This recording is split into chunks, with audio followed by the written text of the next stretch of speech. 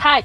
Several studies indicate that since the popularization of Internet users in general population since mid-90s, it has significantly affected social relationships and participation in community life. The increased time spent online is related to a decline in communication with family members as well as the reduction of the user's social cycle, which might further lead to increased feeling of depression and loneliness. Additionally, computer use might have negative effects on children's social development.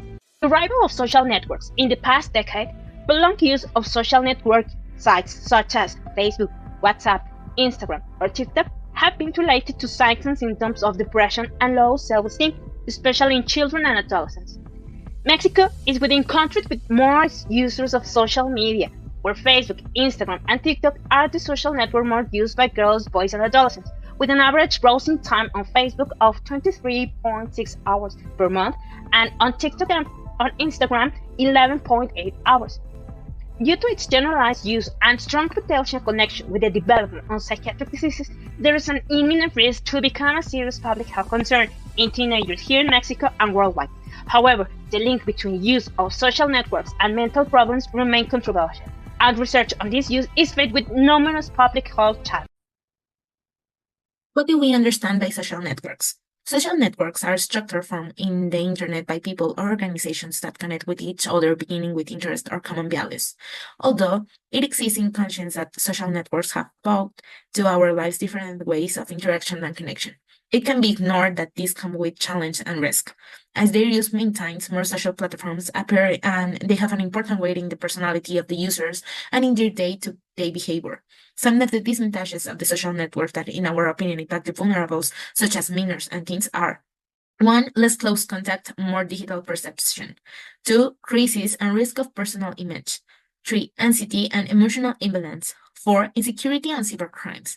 Not all of the social networks are the same. The largest and the most popular, Facebook, is based on creating and uploading personal profiles, where users can upload photos, videos, comment, status, and notes. Instead, Twitter or X is based on a different concept. Users post and read short text message tweets in which they express their thoughts and opinions. According to the World Health Organization, mental health is a state of mental wellness that allows people to cope with the moments of stress from life, develop all the abilities to be able to work and learn properly, and contribute to the improvement of their community. Mental health is more than the mere absence of mental disorders.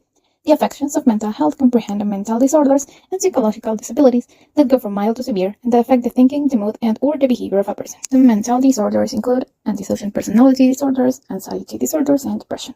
A severe mental disease is which interferes with the life and the capacity of functioning of a person. Despite the common misperceptions, having a severe mental disease is not a choice, a weakness, or a character defect.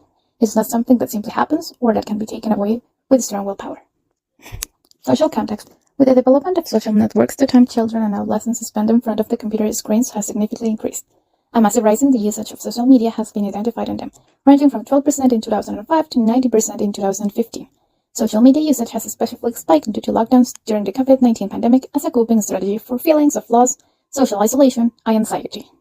Social media can promote, identify formation, and development of virtual connections regardless of physical distance, but at the same time, this has led to the further reduction of intensity and interpersonal communication, both in the family and in the wider social environment.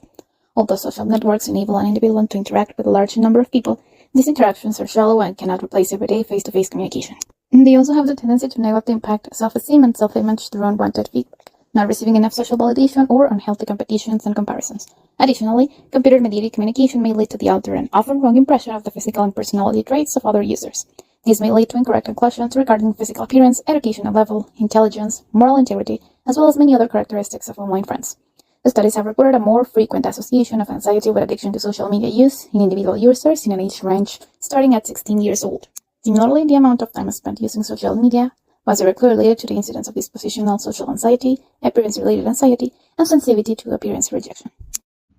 As empirically demonstrated, social media negatively impacts mental health, posing particular harm to vulnerable population, especially minors.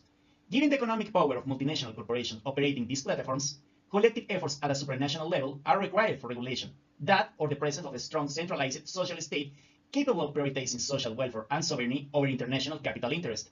In the book Digital Empires, Anne Bradford outlines three primary regulatory frameworks: the American market-driven regulatory model, the Chinese state-driven regulatory model, and the European rights-driven regulatory model. The American regulatory frameworks favors a laissez-faire approach that prioritizes business development and growth over privacy, security, and mental health protection for users. This model relies on corporate discipline and self-regulation, which has been repeatedly proven ineffective. Unfortunately, this model has expanded globally through American techno-colonialism, using trade agreements to prevent partner nations from implementing independent regulatory measures. A glaring example of this market-driven model is the acquisition of Twitter by Elon Musk, who used this platform to promote his preferred Democratic candidate, subsequently securing a government position to dismantle regulatory efforts against his interest. In Mexico, the US-Mexico-Canada Agreement enforces this model, resulting in unlimited regulatory attempts such as the aforementioned Olympia laws, which criminalize revenge porn but impose no substantial penalties for platforms that facilitate such behavior. The backbone of the European rights-driven model is the Digital Services Act, or DSA, which came into effect in February 2024, protecting mental health, particularly that of minors. It's a key focus on the DSA, which outlines a comprehensive investigatory and enforcement mechanism that allowed both national authorities and the European Commission to impose sanctions, and the steps in the enforcement process include request of information, investigation, initiation, opening of proceedings, right to defense, and the imposition of sanctions in case of non-compliance. The DSA empowers authorities to impose fines of up to 6% of the global annual turnover for violations including non-compliance with the DSA's obligations, failure to adhere to interim measures, and the breaches of commitments made. Since 1997, China has enacted over 50 laws and regulations governing social media, including laws, departmental regulatory documents, judicial interpretations, and administrative rules. The Chinese government primarily regulates social media through permit systems such as the Network Culture Operation Permit and the license of dissemination of audiovisual programs through Information Network. The Cyberspace Administration of China plays a pivotal role in enforcement these regulations. For instance, the detailed rules for the license management of internet news information services mandate that platforms promoting news services must obtain authorization, and unauthorized or beyond scope activities are strictly prohibited. Furthermore, foreign or youth ventures in the internet news sector are explicitly banned.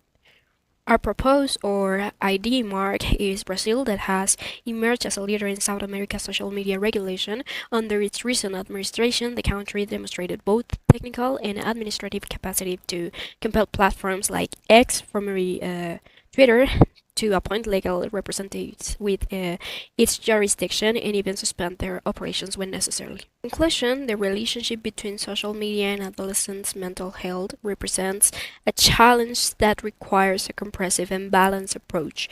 Upholding the rights of children and adolescents involves safeguarding their emotional and psychological well-being while promoting their full development in a safe digital environment.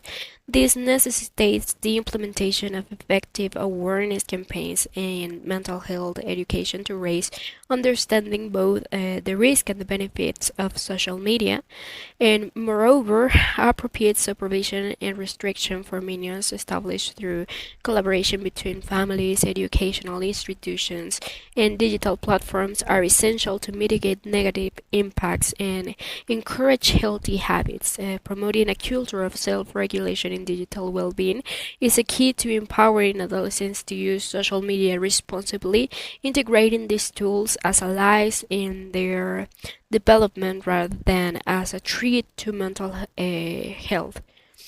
By fostering a collective commitment to responsible digital habits, we can ensure that social media becomes a tool for connection and growth rather than a source of harm, leaving us to reflect on how we shape a healthier digital future for the next generation.